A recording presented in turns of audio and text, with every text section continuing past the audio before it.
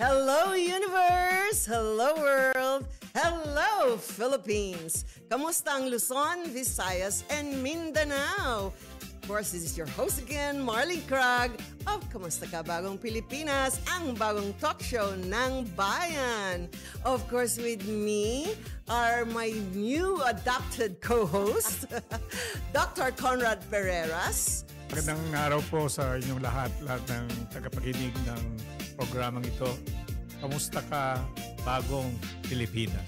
And of course, introducing to you our new co-host, Miss Rina Tolentino. Well, hi, good morning everyone to all our viewers there. Nako, magandang umaga, Rina here. I'm so excited together with these wonderful people. Kumusta ka, Pilipinas? Wala pang instrument na nakaka-predict ng But earthquake. if the PhilVox tells you already that anytime means anytime. Okay? And the only thing that we can do is talagang mag-prepare and at the same time siguro for the alert. At kung paano tayo pwedeng manatiling kalmado, matalino, at handa.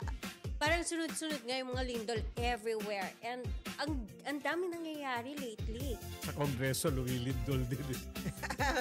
Doon ang shaking talaga. So, ang bagong Pilipinas starts with bagong Pilipino sa ating lahat. Pilipino. Okay, so this is your host, Marlene Crag, saying next time ulit. Kamusta ka, bagong Pilipinas?